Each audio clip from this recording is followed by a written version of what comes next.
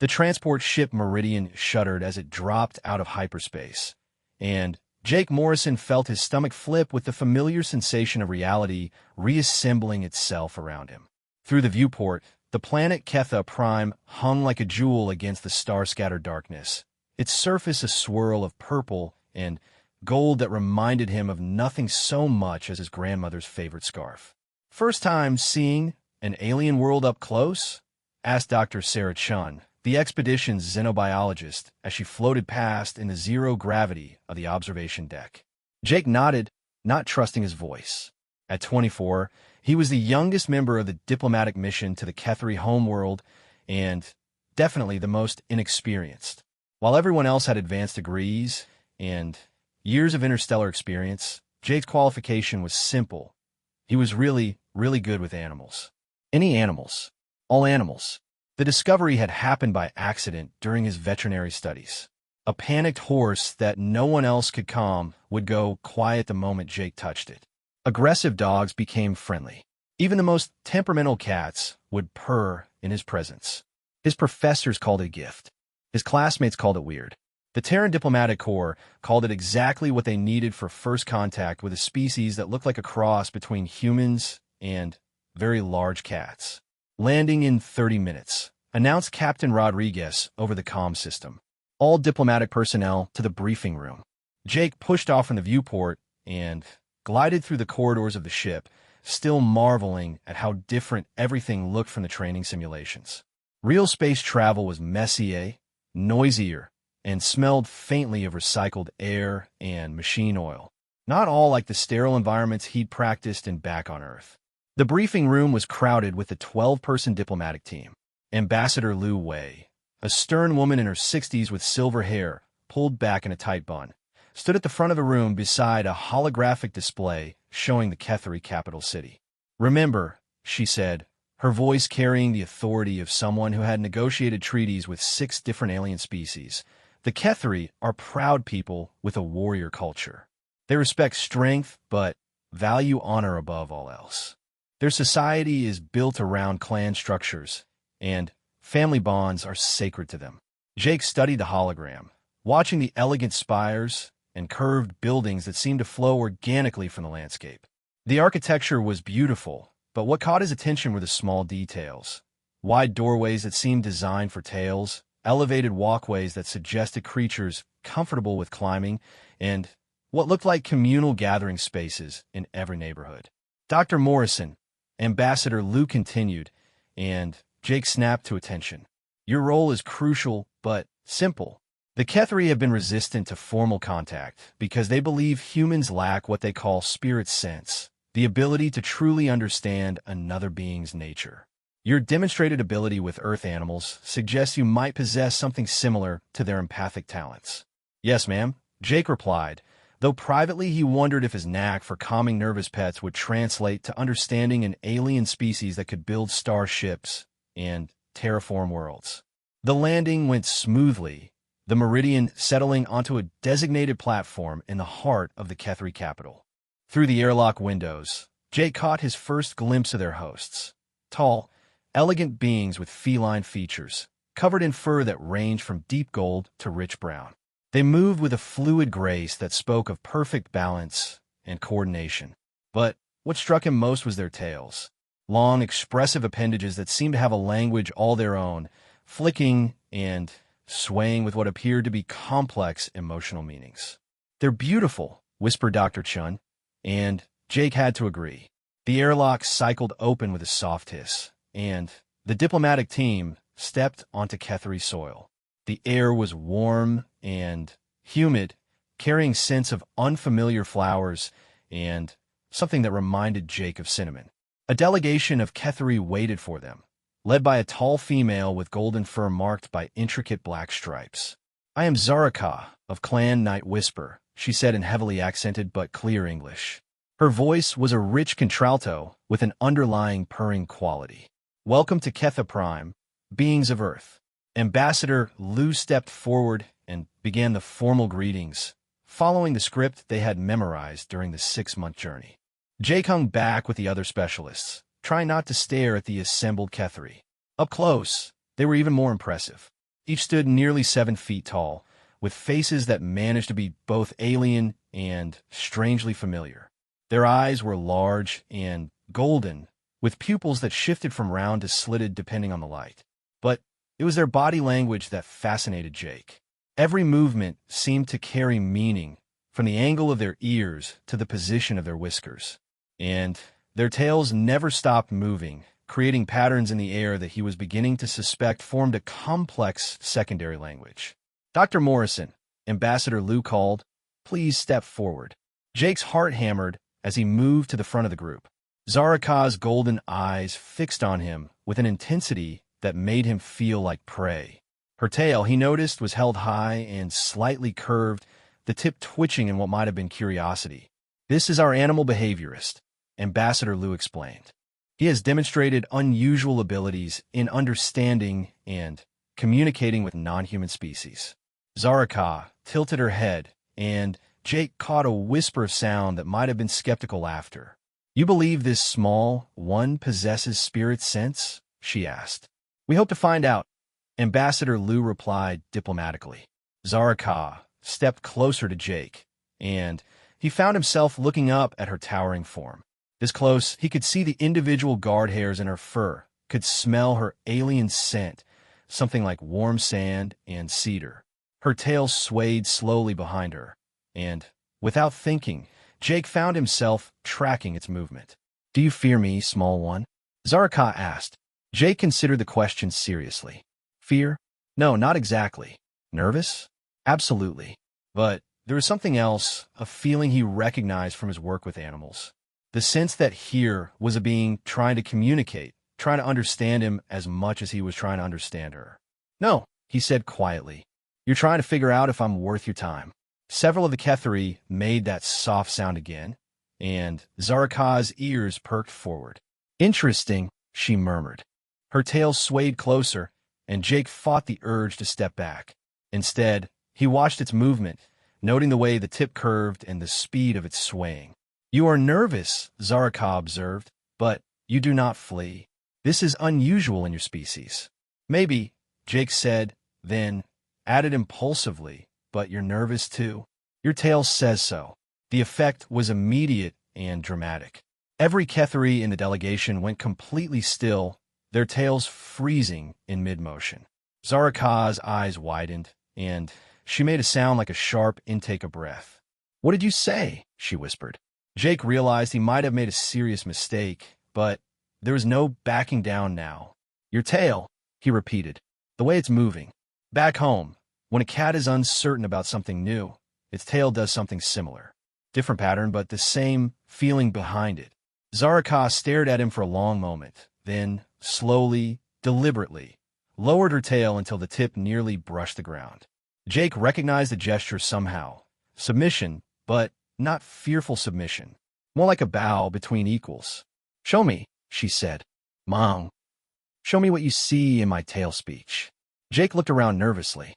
The entire diplomatic mission was watching him, as were the Ketheri delegates. He was about to either make history or create an interstellar incident.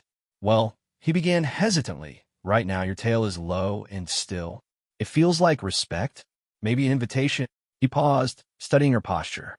"But your ears are forward and your whiskers are twitching, so you're also curious and maybe a little excited." Zaraka's tail rose slowly, beginning a complex dance of curves and flicks that Jake found himself following instinctively. It was like watching a conversation in a language he didn't speak, but somehow understood the rhythm of. "And now?" Zaraka asked. Jake chewed his lower lip, trying to put the feeling into words. "Now you're testing me? But not in a mean way. More like you're hoping I'll surprise you." This time, the sound the Ketheri made was definitely laughter, a rich purring that seemed to come from deep in their chests. Zaraka's tail began an even more elaborate pattern, and Jake found himself stepping closer, drawn by the hypnotic movement. "You're most unusual, Dr. Morrison of Earth," Zaraka said. "Perhaps there is more to your species than we believed." "Maybe," Jake said, then grinned. "But I'm definitely going to need a lot of practice if I'm going to learn to speak tail." That got more laughter, and Jake felt some of the tension drain from his shoulders. This wasn't going to be easy, but maybe, just maybe, it was going to work. The formal ceremonies continued for another hour, but Jake found most of his attention focused on the subtle communications happening around him. Every Ketheri in the delegation was constantly talking with their tails, creating a secondary conversation that was just beginning to make sense to him. It was like being deaf in one ear and suddenly starting to hear stereo sound. Overwhelming but exciting. When the ceremonies finally ended, the diplomatic team was escorted to their temporary quarters in what appeared to be a government complex. The buildings were even more beautiful up close, with flowing lines that seemed to mimic natural forms. Everything was built on a scale slightly larger than human standard, but not uncomfortably so. Well done, Dr. Morrison, Ambassador Liu said as they walked through corridors lined with what appeared to be living murals, plants, and flowers arranged in complex, shifting patterns. That was an excellent start. Thank you, ma'am, Jake replied, though privately he felt like he'd barely scratched the surface. I think I'm going to need a lot more observation time before I can claim to understand anything. Dr. Chin fell in a step beside him. Did you really understand what her tale was saying, or were you making educated guesses? Jake considered that. Both? It felt familiar, like when you're trying to remember a word in a foreign language you studied years ago. The meaning was there, but I couldn't quite grasp the grammar. They reached their assigned quarters, a series of rooms arranged around a central courtyard filled with flowering trees.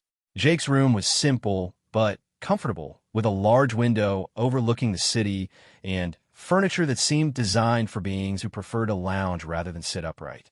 After the formal dinner, during which Jake noticed that Ketheri table manners involved a complex etiquette of tail positioning, he found himself alone on his room's balcony, looking out over the city as the alien sun set. The sky turned deep purple shot through with gold, and lights began to twinkle on throughout the city. He was so absorbed in the view that he almost missed the soft sound of footsteps behind him. Dr. Morrison? He turned to find Zaraka standing at the edge of the balcony, her golden fur seeming to glow in the fading light. She had changed from her formal diplomatic attire into something more casual, a simple tunic that left her arms and tail free. "Ma'am," he said, starting to stand. "Please," she said, settling herself onto the wide balcony railing with fluid grace. "I wish to speak with you privately, if you are willing." Jake nodded, curious. Up close, and in an informal setting, Zaraka seemed less imposing and more real. Her tail hung freely over the side of the railing, swaying gently in what felt like a relaxed rhythm. "You surprised many of us today," she said. "The ability to read tail speech is not something we expected from your species." "To be honest," Jake said, "I'm not sure I was actually reading it so much as feeling it. Does that make sense?" Zaraka's ears pricked forward with interest. "Tell me more of this feeling." Jake struggled to put it into words. "When I work with animals back home, I don't really think about what they're communicating. I just sort of know. A dog's tail wag can mean happy, nervous, aggressive, playful, all different things depending on the speed and position and what the rest of the body is doing. I don't consciously analyze it anymore. I just feel what they're feeling. And you felt what I was feeling today. Some of it, I think. You were being formal and polite, but underneath that, you were curious about whether humans might be more than you expected. And maybe a little hopeful." Zaraka was quiet for a long moment, her tail moving in slow, thoughtful patterns. "Among my people," she said finally, "the ability to read the deeper meanings in tail speech is considered a mark of wisdom. Children learn the basic patterns, of course, but true fluency that comes only with age and experience. Maybe human and Ketheri body language have more in common than anyone realized," Jake suggested. "Perhaps." Zaraka paused, then added, "Or perhaps you are simply unusual among your kind, as I am among mine." Jake looked at her curiously. "How are you unusual?" A sound that might have been a sigh escaped her. "I was born with what your people might call an overactive empathy. I feel the emotions of others too strongly, too clearly. It made childhood difficult and diplomacy complicated. But that's exactly why they chose you for this mission, isn't it?" Jake said, "Because you could understand humans better than most Ketheri." Zaraka's tail stilled completely, and Jake realized he'd hit on something significant. Yes, she said quietly, though I wonder sometimes if understanding others too well is a gift or a curse. Jake thought about his own experiences, the way animals would seek him out even when their owners couldn't calm them, the way he'd always felt slightly out of step with other humans because he was so focused on nonverbal communication. Maybe it's both, he said, but maybe it's also necessary. They sat in comfortable silence as the last light faded from the sky and the alien stars emerged. Jake found himself studying the way Zaraka's tail moved even when she wasn't consciously communicating. Tiny flicks and curves that seemed to reflect her internal state like a barometer. Dr. Morrison, she said eventually, would you be willing to learn our tail speech formally? Not just the surface meanings, but the deeper grammar. Jake felt a flutter of excitement. You'd teach me, if you would learn. True communication between our species may depend on it. Jake looked out over the alien city, with its flowing architecture and twinkling lights, and felt the weight of possibility settling on his shoulders. 6 months ago, he'd been a veterinary student whose biggest concern was passing his anatomy final. Now he was being offered the chance to bridge the gap between two species. Yes, he said, I like that very much. Zaraka's tail rose and began a pattern he was starting to recognize as pleased satisfaction. Then we begin tomorrow. But I warn you, tail speech is not simply movement. It is emotion made visible, thought made tangible. To truly speak with the tail is to share your deepest self. I understand, Jake said, though he suspected he didn't, not really. As Zaraka rose gracefully and padded back toward the building, Jake remained on the balcony, staring up at the unfamiliar constellations. Tomorrow, his real education would begin. Tonight, he was content to sit under alien stars and feel the warm breeze ruffle through his hair. He had no way of knowing that this moment, this quiet beginning, would change not just his life, but the future of two species. Jake woke to the sound of something that was definitely not his alarm clock. The musical trilling that filled his room reminded him of birds, but with harmonic undertones that no earth bird could produce. Sunlight streamed through the large windows, casting everything in a warm golden glow that made the alien furniture look almost familiar. A soft chime indicated someone was at his door. Jake pulled on his clothes and answered it, finding a young Ketheri with rust-colored fur and bright green eyes standing in the corridor. The being's tail was held high and moving in quick, excited flicks that even Jake could interpret as enthusiasm. Dr. Morrison, I am Kekare of Clan Swiftriver. I am to be your guide and translator today. The young Ketheri's English was heavily accented, but enthusiastic. Zaraka sends greetings and says your first lesson begins after morning meal. Thank you, Jake said, grabbing his jacket. Should I call you Kekare? Just Kek is fine, the young alien said, practically bouncing on his toes. I'm very excited to work with First Human to show interest in tail speech. This is his historical moment. As they walked through the corridors toward what Kek called the common dining area, Jake found himself studying his guide's movements. Kek's tail was in constant motion, creating patterns that seemed to reflect his emotional state moment by moment. When they passed other Ketheri in the hallways, Jake noticed subtle exchanges of tail movements that looked like brief conversations. Kek, Jake said, what were you and that other person just discussing with your tails? Kek's ears perked up with surprise. You saw the exchange? Most impressive. Velna was asking if you were the human who spoke to Zaraka yesterday. I told her yes, and that you seem very, what is your word, promising. All of that was communicated just with tail movements. Basic information, yes. Tail speech is like your facial expressions. Much can be said quickly, but complex ideas still require voice words. The dining area was a large, airy space filled with low tables surrounded by cushions rather than chairs. The smell of unfamiliar but appealing food filled the air, and Jake's stomach growled audibly. Several Ketheri looked up as they entered, their tails twitching in what Jake was learning to recognize as curiosity. Do not mind the stairs, Kek said quietly. Most have never seen human before. You are smaller than expected. Jake had to laugh. At 6 feet tall, He wasn't exactly short by human standards, but among the 7-foot Ketheri, he felt like a child. They sat at a table with several other young Ketheri, who introduced themselves with complex names that Jake tried desperately to remember. The food was surprisingly good, something like grain porridge mixed with fruits that tasted like a cross between apples and cinnamon. There's also a protein that reminded him of chicken, though it was served in strips that could be eaten with the fingers. "This is how we normally eat," Keck explained, demonstrating how to wrap the protein strips in leaves. "Claws are not good for small utensils." Jake looked down at his own blunt fingernails and understood.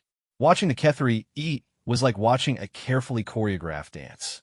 Even during the meal, their tails never stopped moving, creating an ongoing conversation that flowed around the table. "What are they talking about?" Jake asked.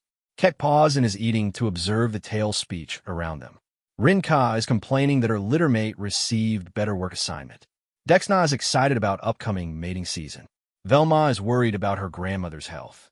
He paused, then added with amusement, "And everyone is discussing you." "Me? What about me? Whether you're really capable of understanding tail speech, or if yesterday was lucky guessing. Also, they are debating whether humans have tails, and keep them hidden." Jake nearly choked on his food. Hidden tails. Some believe human clothing conceals many things. It is ongoing debate. After breakfast, Keck led Jake through the city to what he called the Learning Grove. It was a park-like area filled with strange and beautiful trees, with open spaces perfect for group gatherings. Zaraka was waiting for them in a clearing surrounded by flowering bushes that filled the air with a sweet scent. "Good morning, Dr. Morrison," she said formally, though her tail was moving in patterns Jake was starting to recognize as friendly greeting. "Are you prepared to begin your education?" "As ready as I'll ever be," Jake replied. "Excellent. Keck will observe and help translate when needed, but this lesson is between us." Zaraka settled herself on the grass with fluid grace, her legs folded beneath her, and her tail free to move. "First, you must understand that tail speech is not learned through the mind alone. It must be felt, experienced, internalized. Watch." Zaraka's tail began to move in slow, deliberate patterns. The movements were hypnotic, almost dance-like, and Jake found himself leaning forward to follow each curve and flick. "What do you feel?" she asked. Jake concentrated, trying to capture the impression the movements gave him. "Calmness. Like you're trying to soothe someone who's afraid." "Good. And this?" Her tail shifted to a different pattern, quicker and more angular. "Alertness. Warning, maybe? Like you're telling someone to be careful." "Very good." Zaraka's ears twitched forward with approval. "You have natural instinct for this. Now, you must understand that these are only the most basic concepts. True tail speech involves layers of meaning, emotional nuance, even poetry." "Poetry. Watch." Her tail began an incredibly complex series of movements, flowing from one position to another in patterns that seemed to have their own rhythm and meter. Jake found himself completely mesmerized, feeling emotions wash over him that he couldn't quite name. Longing, hope, sadness, joy, all woven together in a tapestry of meaning. When she finished, Jake realized he had been holding his breath. "That was beautiful," he said quietly. "What did it mean?" "It is a traditional verse about the first sunrise after a long winter. The hope of new beginnings, the joy of warmth returning, but also the sadness for the beauty of snow that must pass away." Jake shook his head in amazement. "I could feel all of that, even without understanding the specific meanings." "This is why we believe you may truly possess spirit sense," Zaraka said. "Most beings can learn the basic vocabulary of tail speech, but to feel the emotional resonance without training, that is rare even among our own people." They spent the next several hours working on basic positions and movements.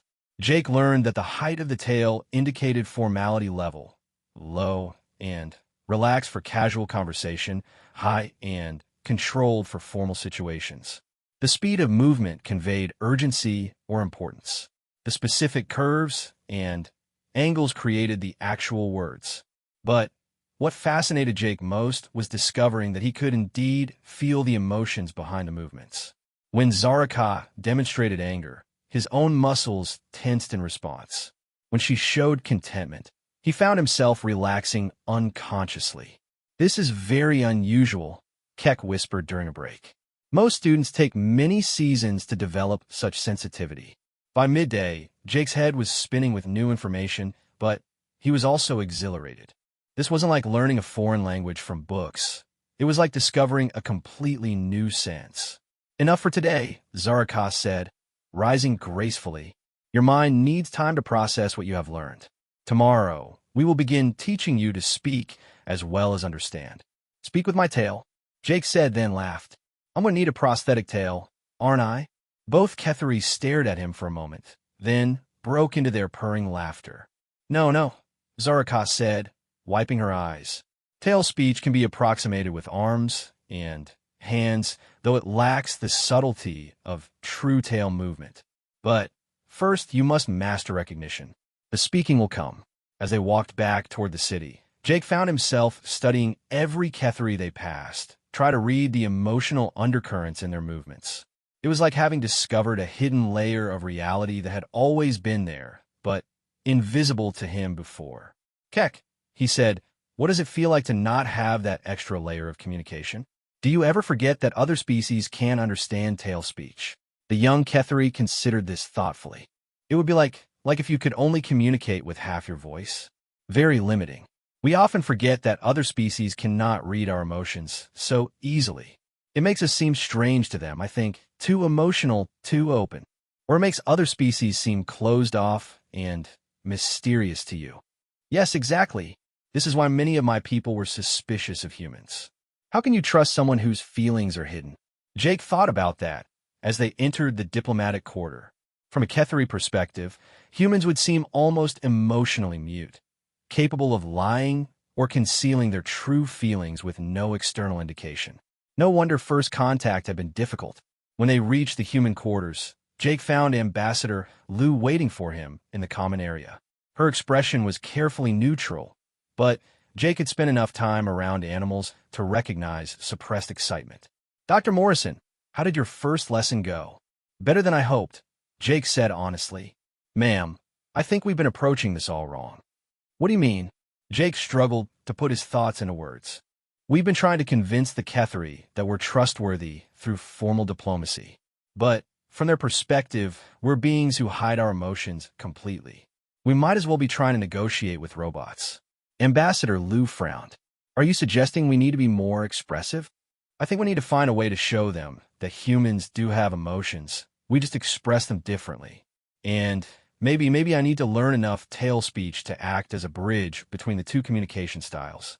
The ambassador was quiet for a long moment, then nodded slowly. "That's actually quite insightful.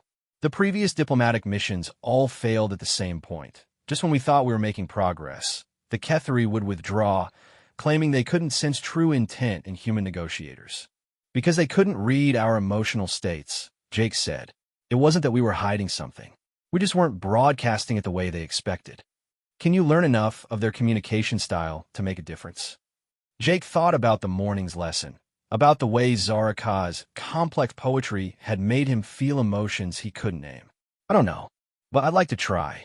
The afternoon was spent in more formal diplomatic meetings, but Jake found himself watching the Ketheri delegates with new eyes. Now that he was beginning to understand the basics of tail speech, he could see the constant flow of communication happening beneath the surface of the verbal negotiations. During a break in discussions about trade agreements, Jake noticed something troubling. The lead Ketheri negotiator, an elderly male named Grixka, was displaying what Jake was beginning to recognize as deep skepticism. His tail was held low and still, with only occasional sharp flicks that Zaraka had taught him indicated dismissal or rejection. "Ambassador," Jake said quietly, "I think we have a problem." "What kind of problem?" "Grixka doesn't believe anything we're saying. His tail is basically screaming these people are wasting my time." Ambassador Lu glanced discreetly at the Ketheri negotiator. "Are you certain?" "As certain as I can be with 1 day of training." Jake watched as Grixka's tail made another sharp, dismissive flick. "Whatever we're offering, he's already decided we can't deliver." "Dr.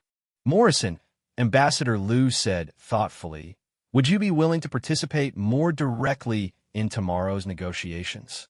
Jake felt a flutter of panic. Ma'am, I don't know anything about trade agreements or interstellar law. You don't need to. You just need to help me understand what they're really thinking. That evening, Jake found himself back on his balcony, trying to process everything he'd learned. The complexity of Ketheri communication was staggering. Every emotion, every subtle thought seemed to have its own tail, position, and movement pattern. How did they ever manage to hide anything from each other? Deep in thought, Jake turned to find Zaraka approaching, her own tail moving in what he was learning to recognize as gentle humor. Just trying to wrap my head around everything, Jake admitted. Your people must have very different concepts of privacy than humans do. Privacy? Zaraka settled beside him on the balcony railing. Explain this word. The ability to keep your thoughts and feelings to yourself. To choose what you share with others. Zaraka's tail went still with surprise. This is a disturbing concept. How can there be trust without emotional transparency? How can there be individual identity with complete emotional transparency? Jake countered, don't you ever want to be alone with your thoughts? Alone with thoughts, yes, but alone with emotions. Zaraka's tail created a pattern that felt like confusion mixed with distress. Emotions are meant to be shared to connect us to others. Hidden emotions are like poison in the spirit. Jake began to understand the depth of the cultural gap they were trying to bridge. For humans, privacy was a fundamental right. For Ketheri, it seemed to be almost incomprehensible. But what about embarrassing emotions? Jake asked, or feelings that might hurt someone else? These are precisely the emotions that most need sharing, Zaraka said firmly. Pain shared becomes less painful. Embarrassment shared becomes humor. Hidden emotions grow stronger and more destructive. They sat in silence for a while, each contemplating the implications. Finally, Jake spoke. Zaraka, what does your tail tell others about your feelings right now? She looked down at her own tail as if suddenly aware of its movement. Curiosity about your thoughts. Pleasure in the conversation. A small worry that perhaps our differences are too great to overcome. She paused, then asked, and what do your human expressions tell me about your feelings? Jay considered that. Probably nothing clear. I'm interested and a little confused. Maybe concerned about tomorrow's negotiations. But you wouldn't be able to tell any of that just by looking at me. This is true. Your face shows thought, but I cannot read the nature of those thoughts. Zaraka's tail moved in what Jake was learning meant consideration. Perhaps this is why humans developed such complex spoken language. Without emotional transparency, you needed more precise ways to communicate intent. Maybe, Jake said, but it also means we can choose what to reveal and when. Sometimes that's necessary. As if to demonstrate his point, Jake's stomach chose that moment to growl audibly, and he felt his face heat with embarrassment. Zaraka's ears perked forward with amusement. Your body betrays your emotional state even when your face does not, she observed. True, Jake admitted. We're not as emotionally hidden as we think we are. We just use different signals. Zaraka's tail began a slow, thoughtful pattern. Perhaps tomorrow's lesson should focus on human emotional expression. If you're to learn our language, perhaps I should learn yours. Jake looked at her curiously. You want to learn human body language? If it would help bridge the gap between our peoples, yes. Though I suspect human emotional expression is far more subtle than tail speech. Jake grinned. You have no idea. We can say one thing with our words, something completely different with our tone, and something else entirely with our facial expressions. All at the same time. Zaraka's tail went completely still with shock. How do you manage to communicate at all? Very carefully, Jake said, and was pleased when her tail moved in the pattern he was learning meant laughter. As the evening wore on, they continued their exchange of cultural information. Jake learned that Ketheri children spent years learning to control their tail movements, and that public emotional outbursts were considered signs of poor education rather than lack of control. Zaraka learned that humans often spent just as many years learning to hide their emotions, and that the ability to keep a poker face was considered a valuable skill. Perhaps, Zaraka said as she prepared to leave, our species are not so different. We both spend much energy managing our emotional expression. We simply manage it in opposite directions. Jake nodded thoughtfully. Tomorrow's negotiations are going to be interesting. Indeed.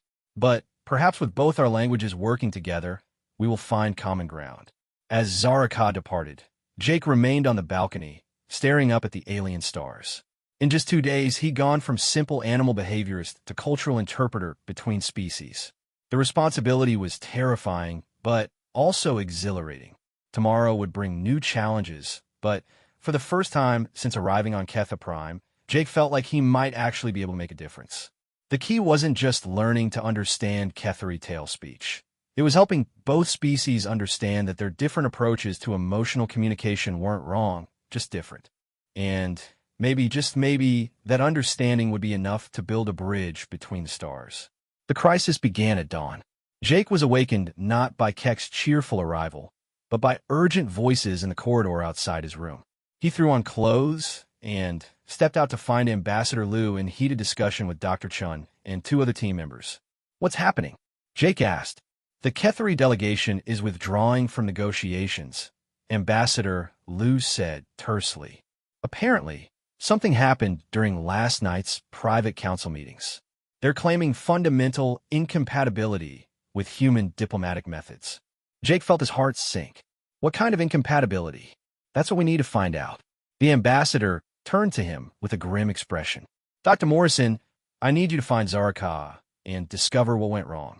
You may be our only hope of salvaging this mission." Jake nodded and hurried through the corridors toward the Kethari quarters.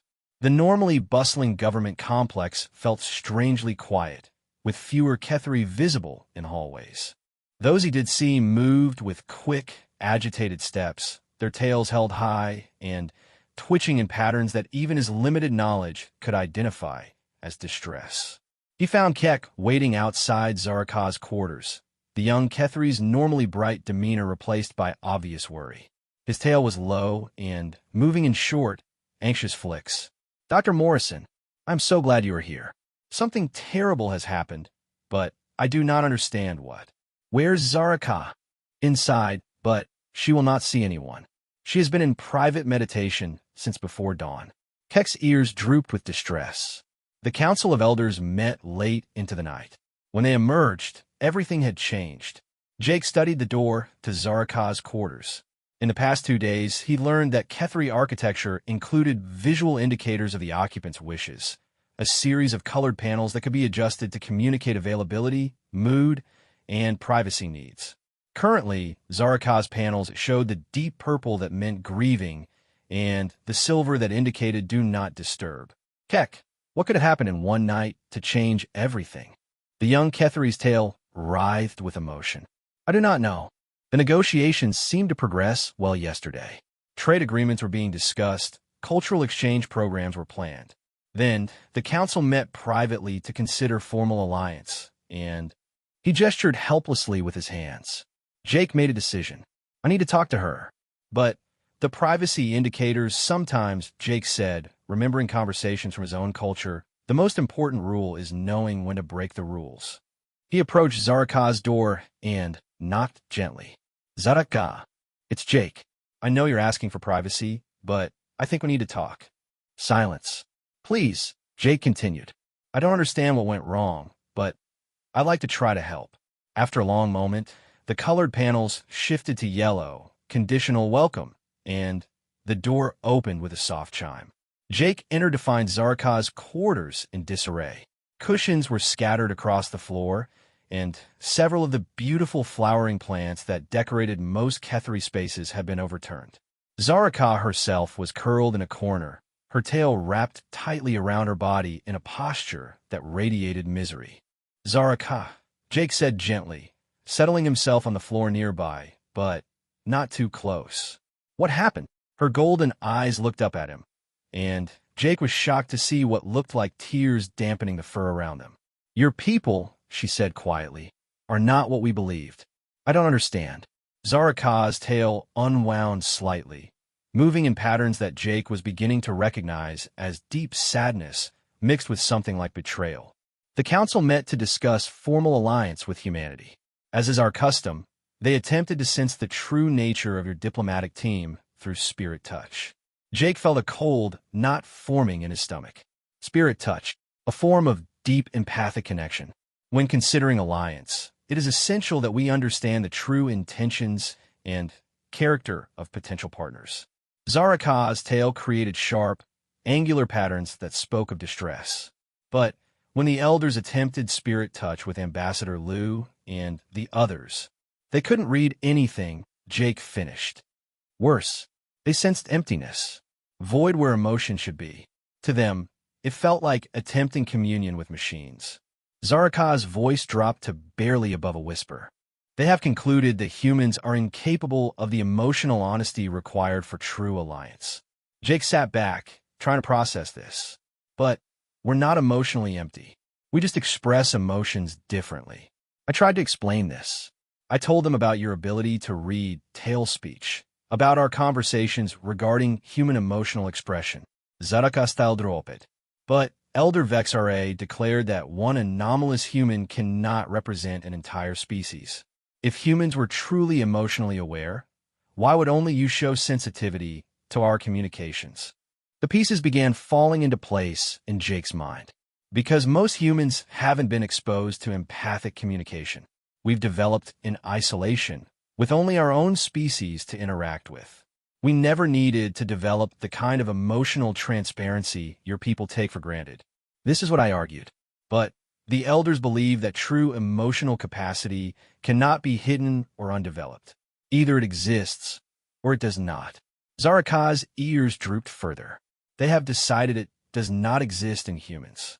Jake felt a surge of frustration, but then remembered something from the previous evening's conversation. Zaraka, you said that hidden emotions are like poison to your people. What if the problem isn't that humans lack emotions, but that we've been trained to hide them so well that even we don't always recognize them? Explain. Jake thought carefully about how to phrase this. Yesterday, you were amazed that humans could say one thing while feeling another. But what if that's not deception? What if it's survival? What if humans developed emotional control as a necessary adaptation? Zaraka's tale began moving in the pattern Jake recognized as deep consideration.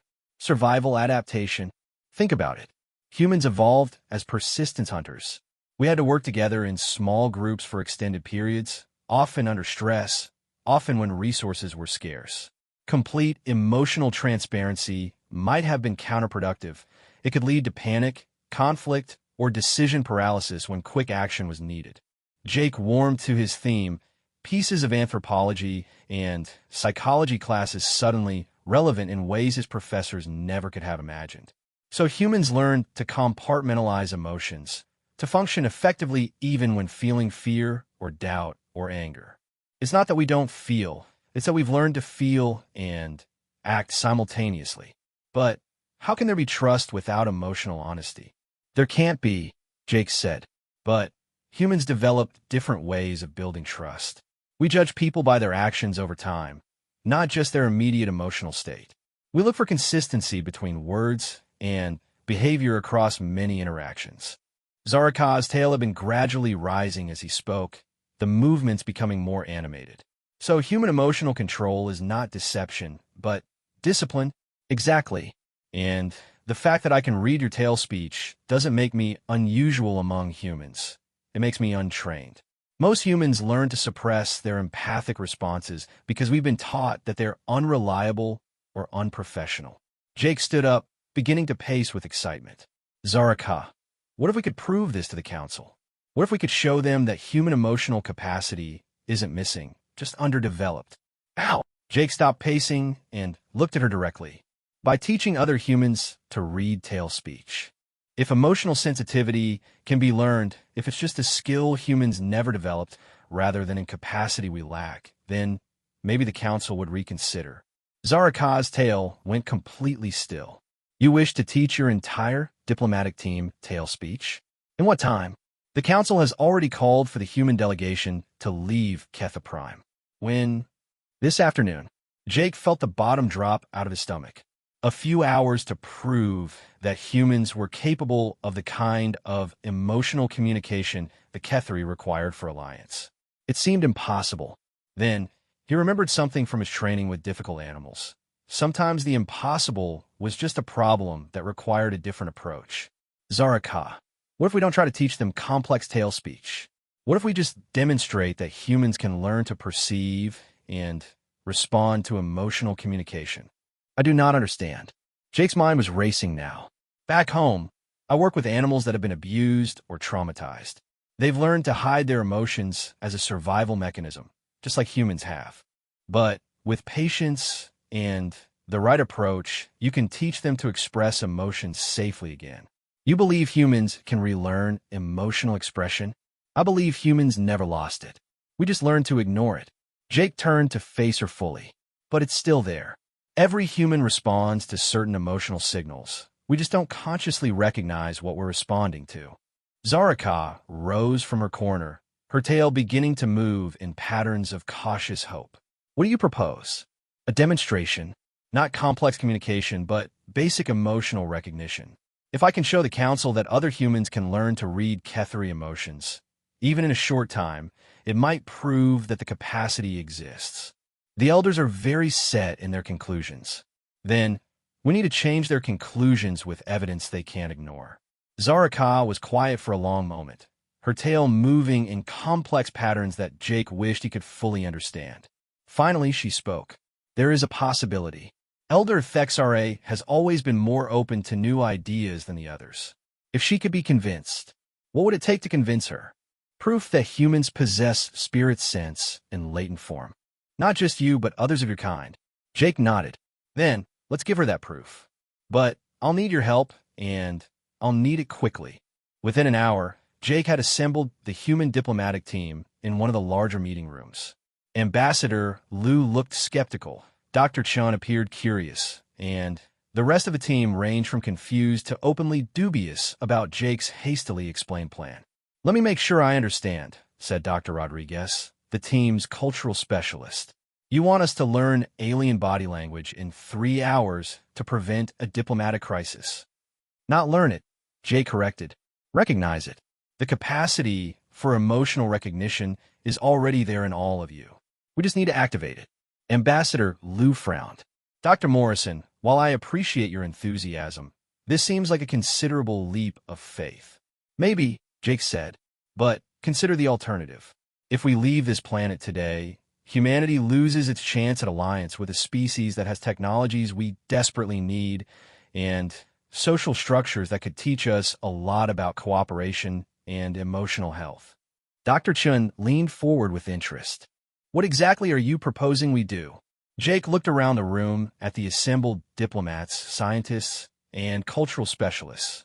I'm going to teach you to feel what the Ketheri are feeling, not through complex interpretation, but through the same instinctive empathy that humans use to understand their own pets, their children, or their friends when words aren't enough. The door chimed, and Zaraka entered with 3 other Ketheri. Jake recognized Elder Thexare from the previous day's meetings, an elderly female with silver-streaked fur and intelligent golden eyes. The other 2 were younger, but their formal postures suggested they were also members of the council. Honored elders, Jake said, bowing in the formal greeting style Zaraka had taught him. Thank you for coming. Elder Thexare's tail was held in a position Jake interpreted as skeptical attention. Zaraka has made unusual claims about human potential. We have come to observe. I understand your skepticism, Jake said. Yesterday, your spirit touch with our team found no emotional resonance.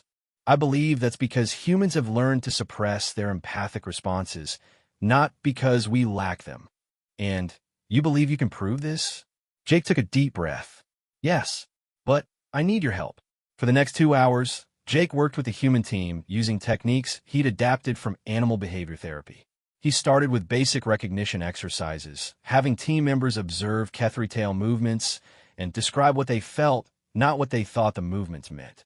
To his relief and excitement, it worked. Dr. Chun was the first to break through, correctly identifying when Zaraka was displaying contentment versus mild anxiety. Dr. Rodriguez followed soon after, recognizing patterns of curiosity and interest. The real test came when Elder Thexare began displaying complex emotional states through tail speech, while the human team attempted to identify them without any verbal cues. Ambassador Lu, who had been the most skeptical, suddenly straightened in her chair as the elder's tail moved through a particularly elaborate pattern. "Sadness," she said quietly, but not simple sadness. Grief for something lost that was precious. And hope? Hope that something new might replace what was lost. Elder Thexare's tail went completely still with shock. The pattern she had been displaying was a classical form used in mourning ceremonies. Grief for the dead, combined with hope for renewal. "Most impressive," the elder said quietly. "You perceived not only the primary emotion, but the subsidiary hope pattern as well." One by one, the other team members demonstrated similar breakthroughs. Not perfect comprehension, but clear evidence of empathic perception that had been dormant rather than absent. When the demonstration ended, Elder Thexare conferred quietly with her companions, their tales creating rapid, complex conversations that were far beyond Jake's ability to follow. Finally, she turned back to the assembled humans. "You have shown us something we did not expect," she said formally. "Evidence that human emotional capacity exists in forms we had not recognized." Her tail moved in patterns that Jake interpreted as thoughtful consideration mixed with cautious optimism. "Does this mean the Council will reconsider the alliance negotiations?" Ambassador Lu asked. "It means," Elder Thexare replied, "that we will recommence negotiations with new understanding of human nature. But true alliance will require more than demonstration. It will require learning, on both sides." Jake felt a surge of relief, so strong it nearly made him dizzy. They had done it. Not just saved the mission, but opened a door to genuine understanding between species. But as the elders departed and the human team began discussing the implications, Jake realized that this was just the beginning. Teaching humans to recognize Kethri emotions was only the first step. True communication would require learning to express emotions in ways the Kethri could understand, and that would be a much greater challenge. Still, as he watched Ambassador Lu practicing basic tail speech movements with her arms while Dr. Chun took notes on emotional recognition patterns, Jake felt a deep satisfaction. This morning, two species had seemed incompatible. Tonight, they would sit down together to negotiate not just trade agreements, but the beginning of true interstellar friendship. And it had all started with a tail that ruffled against his hand and changed everything. 3 weeks after the breakthrough with the Council, Jake stood in the largest ceremonial hall on Ketha Prime, watching something he never could have imagined. A human diplomat giving a speech in fluent tail speech, while simultaneously speaking aloud in English. Ambassador Lu moved her arms in careful, practiced patterns as she addressed the gathered crowd of both humans and Kethri. Her movements weren't as graceful as a natural tail would be, but the emotional content was clear: respect for the assembled audience, enthusiasm for the proposed alliance, and genuine hope for the future. "The joining of our peoples," she said, her arm movements echoing her words with emotional undertones, "represents not just political alliance, but the beginning of true understanding between species." Jake felt a hand, no, a paw, settle gently on his shoulder. He turned to find Zarakab beside him, her own tail moving in patterns that spoke of pride and affection. "You did this," she said quietly. "None of this would have been possible without your willingness to learn." Jake shook his head. "We all did this, human and Kethri together." It had been an extraordinary 3 weeks. After Elder Thexare's tentative approval to resume negotiations, both species had thrown themselves into the process of learning to communicate across the empathic divide. The humans had established a crash course in basic tail speech recognition, while select Kethri had begun studying human facial expressions, vocal tones, and body language. The breakthrough had come when Dr. Chun made a startling discovery. While analyzing recordings of the early sessions, she noticed that humans were unconsciously mimicking some of the Kethri tail movements with micro-expressions, tiny movements of hands, shoulders, and even facial muscles that seemed to echo the emotional content of what they were observing. "We've been tail speaking all along," she had announced excitedly to the research team. "We just weren't conscious of it." That realization had led to the development of what they now called bridging protocols, techniques for making unconscious empathic responses conscious and deliberate. Humans could learn to amplify their natural emotional signaling, while Ketheri could learn to read the subtler cues that humans use for emotional communication. The results had been remarkable.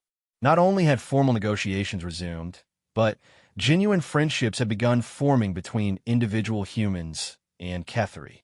Jake often saw mixed groups in the corridors now, engaged in animated conversations that combined vocal speech with elaborate gestural languages as both species worked to bridge their communication styles. Dr. Morrison? Jake turned to find a young human woman approaching. Dr. Sarah Kim, a linguist who had volunteered for the cultural exchange program and would be staying on Ketha Prime to continue developing human Ketheri communication protocols. The elders are ready for the final ceremony, she said. They want you to perform the traditional introduction. Jake felt a flutter of nervous excitement. The traditional introduction was a formal Ketheri ritual where a member of one clan presented a member of another clan to the community. By asking him to perform it, the Ketheri were symbolically accepting him, and by extension, humanity, as part of their extended clan structure. He made his way to the front of the hall, where Elder Thexra waited with Ambassador Lu. The elder's tale was moving in slow, ceremonial patterns that spoke of great significance and joy. Dr. Jake Morrison of the Human Clan, she said formally, will you accept the honor of presenting your clan leader to the gathered clans of Ketha Prime? Jake bowed in the deep, formal style he had learned. I accept this honor, Elder Thexra. What followed was one of the most challenging things Jake had ever attempted. Using a combination of arm movements and careful positioning, he had to speak Ambassador Lu's qualifications, her character, and her worthiness to represent humanity in alliance with the Ketheri clans. The speech had to be given simultaneously in English and in tail speech approximation, requiring him to coordinate verbal language with complex gestural communication. I present to you Ambassador Lu Wei of the Human Clan. He began, his arms creating the formal patterns for introduction and respect. She is a leader among our people, chosen for her wisdom, her strength, and her dedication to peace between worlds. As he spoke, Jake found himself drawing on everything he had learned about both species. He described Ambassador Lu's qualifications in human terms that the Ketheri could understand, while using empathic language that would convey not just her achievements, but her character and intentions. She comes before you not as a stranger seeking advantage, he continued, his arm movements shifting to patterns of honesty and openness, but as a friend offering mutual benefit. She brings the strength of humanity, our determination, our creativity, our ability to adapt and overcome challenges, not as weapons against the Ketheri, but as gifts to be shared. The hall was completely silent except for Jake's voice and the soft rustle of hundreds of Ketheri tails moving in response to his gestural speech. He could feel the emotional resonance building in the room, acceptance, curiosity, and growing warmth from the Ketheri audience. For the finale, Jake attempted something that even Zaraka had warned him was extremely difficult, a piece of gestural poetry that would convey the essential nature of the human Ketheri alliance. Two species, separated by the vast dark between stars, he said, his movements becoming more fluid and expressive, each believing they were alone in the universe, each developing their own ways of seeing, feeling, understanding. His arms traced patterns that spoke of loneliness, then discovery, then the joy of recognition. But in meeting, we discovered that different ways of being are not barriers to friendship. They are gifts to be shared. The Ketheri teach us that emotions need not be hidden to be controlled. Humans teach the Ketheri that control does not require the loss of feeling. Jake's movements became more complex, weaving together human and Ketheri gestural elements and patterns he hoped conveyed unity without loss of identity. Together, we are more than either could be alone. Apart, we were two notes. Together, we are harmony. When he finished, the hall erupted in a combination of human applause and the deep, rumbling purr that Ketheri made when extremely pleased. Several of the Ketheri were moving their tails in patterns that Jake recognized as emotional appreciation. the equivalent of humans wiping away tears. Elder Thexra approached him, her tail moving in the formal patterns of deep respect. "Dr. Morrison," she said, "that was the most beautiful introduction ceremony I have witnessed in many seasons. You have not just learned our language, you have understood our hearts." Jake felt his own eyes getting misty. "Thank you, Elder. That means more to me than I can express." The rest of the evening passed in a blur of celebration. The formal alliance documents were signed with great ceremony, with both human signatures and the traditional Kethri tailprints that served the same purpose. Trade agreements were finalized, cultural exchange programs were established, and Jake found himself appointed as the first human cultural liaison to the Kethri, a position that hadn't existed until they invented it for him. As the official ceremonies wound down, Jake found himself back where it had all started, on the balcony outside his quarters, looking out over the lights of the Kethri capital. But this time he wasn't alone. Zaraka was there, of course, but so were Dr. Chun and Dr. Kim, two young Kethri linguists named Rixka and Nalaka, and even Keck, who had become something of a celebrity among his people for his role in the early communication breakthroughs. "So what happens now?" Dr. Chen asked, settling into one of the low Kethri-style seats that had been added to the balcony. "Now the real work begins," Jake said. "Tonight was the easy part, just politics and ceremonies. Building lasting relationships between species is going to take years, maybe decades. But it will be worth it," Zaraka said, her tail moving in patterns of contentment and anticipation. "Already, both our peoples are learning from each other. Kethri engineers are studying human problem-solving techniques. Human psychologists are fascinated by our emotional transparency. There's so much we can share." Rixka, one of the young linguists, raised a point that had been bothering several of the Kethri. "But what of other human worlds? Will they accept what has been learned here?" Jay considered that. It was a good question. The breakthrough with the Kethri had been possible partly because the human diplomatic team had been small, select, and highly motivated. Convincing billions of humans to adopt more emotionally open communication styles would be a much bigger challenge. "Change starts small," he said finally, "but it spreads. The humans who've learned tail speech here will go back to Earth and teach others. The Kethri who've learned human emotional patterns will share that knowledge with their clans. Eventually, it becomes normal, and if some humans resist," Nalaka asked, "if they prefer to keep their emotions hidden?" "Then they keep them hidden," Jake said. "The point isn't to make everyone the same. The point is to give people the tools to communicate across differences when they want to.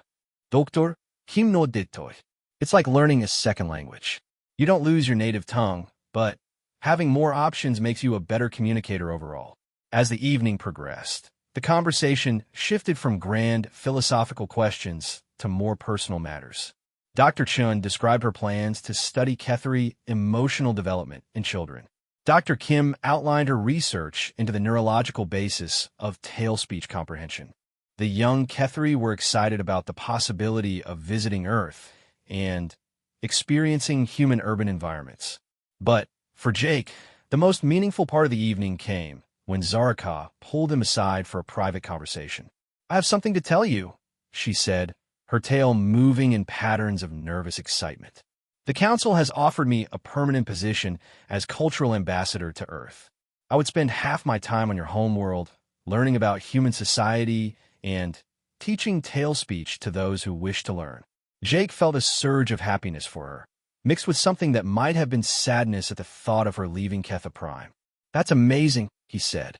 "Earth needs someone like you to help bridge the gap." "There is more," Zaraka continued. "They have also approved a proposal for a permanent joint research station, part of it here on Ketha Prime, part of it in Earth orbit. Humans and Kethri working together to develop better methods of interspecies communication. You want me to help set it up?" Zaraka's tail moved in the pattern Jake had learned meant affectionate amusement. "I want you to run it. Who else has experience with both human psychology and Kethri emotional communication? Who else has proven that the impossible is simply a problem that requires a different approach?" Jake stared at her for a moment, then began to laugh. 3 weeks ago, He had been a veterinary student whose greatest concern was passing his final exams. Now he was being offered the chance to head up the first permanent joint research facility between species. "I don't know the first thing about running a research station," he said. "You did not know the first thing about alien diplomacy either," Zaraka pointed out.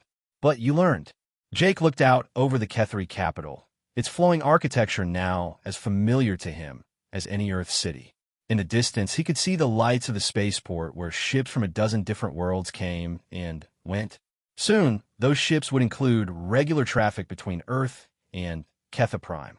The two species would grow closer, learn from each other, maybe even develop new ways of being that neither had imagined alone. "Yes," he said finally. "I'll do it."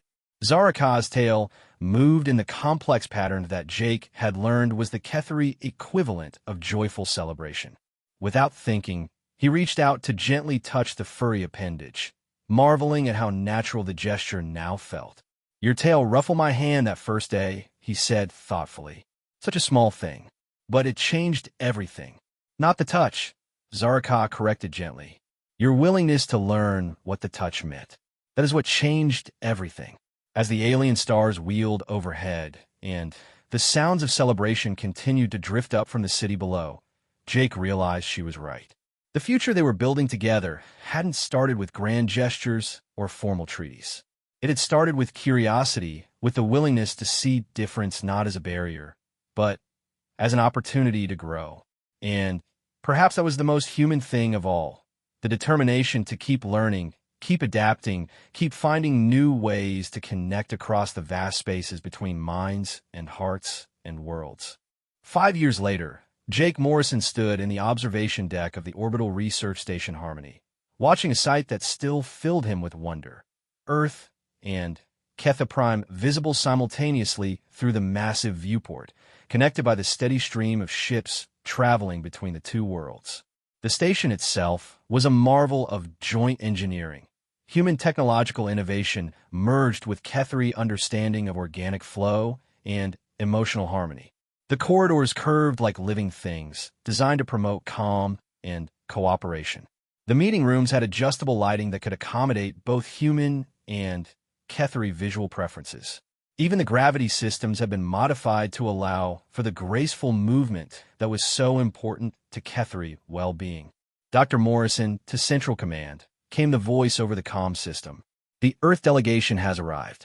Jake smiled, recognizing the voice of Commander Sarah Chun, now Director Chun of the Xenobiological Research Division. She had been one of the first humans to achieve what they now called fluent empathy, the ability to perceive and communicate emotional nuance across species barriers. "On my way," Jake replied, then paused for one last look at the view. Somewhere down there on Earth, in universities and research centers around the world, thousands of humans were now learning the emotional communication techniques that had started with a handful of diplomats on Ketha Prime. And on Ketha Prime, Kethri students were studying human problem-solving methods, human persistence, and human creativity. The changes hadn't been without challenges. Some humans had resisted the idea of emotional transparency, viewing it as weakness or invasion of privacy. Some Kethri had found human emotional control disturbing, interpreting it as deception or coldness. But gradually, understanding had grown. The key breakthrough had come 3 years earlier, when a joint human-Kethri team had developed what they called emotional bridge technology, a combination of biomonitoring and haptic feedback that could translate emotional states between different physiological systems. Humans wearing the devices could feel approximations of what Kethri tail speech conveyed, while Kethri could experience human emotional subtleties through carefully calibrated sensory inputs. It wasn't perfect.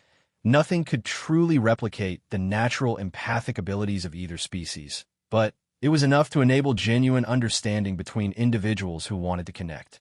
Jake made his way through the station's corridors, noting the mixed groups of researchers working together.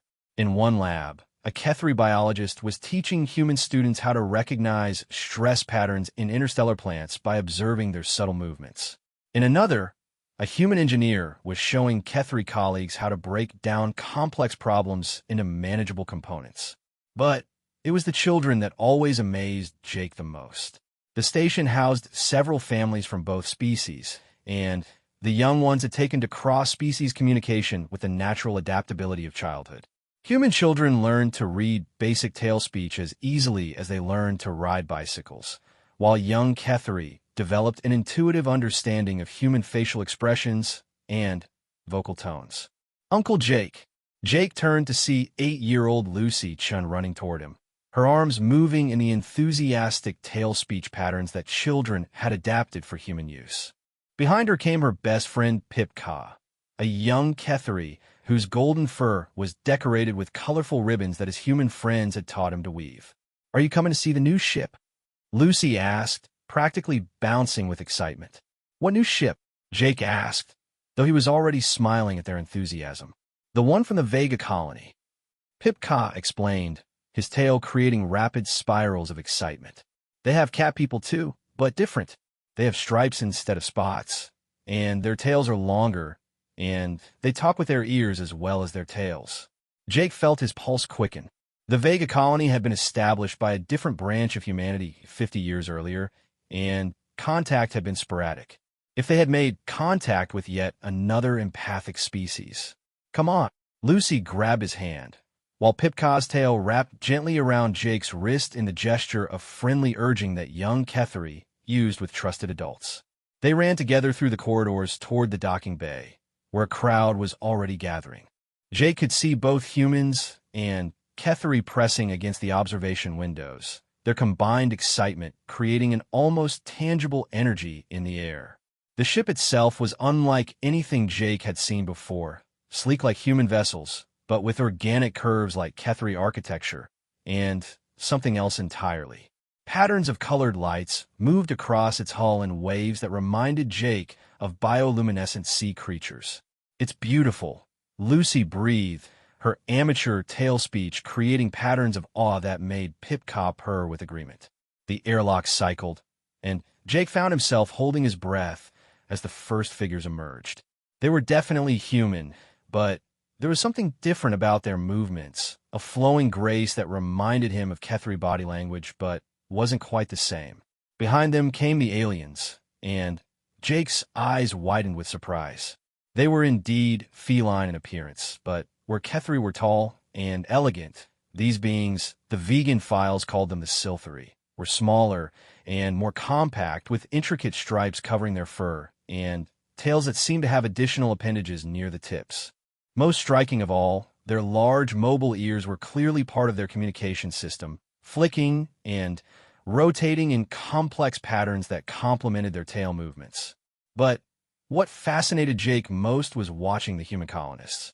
They moved with a fluid grace that suggested they had adapted to Siltheri communication styles, but their body language also retained distinctly human elements. They had found their own way to bridge the empathic gap. "Dr. Morrison?" Jake turned to find Director Chen approaching, her expression excited but professional. "The delegation leader is asking for you specifically. It seems word of your work here has reached the Vega colony." Jake made his way through the crowd, Lucy and Pipka still attached to his hands, until he reached the delegation.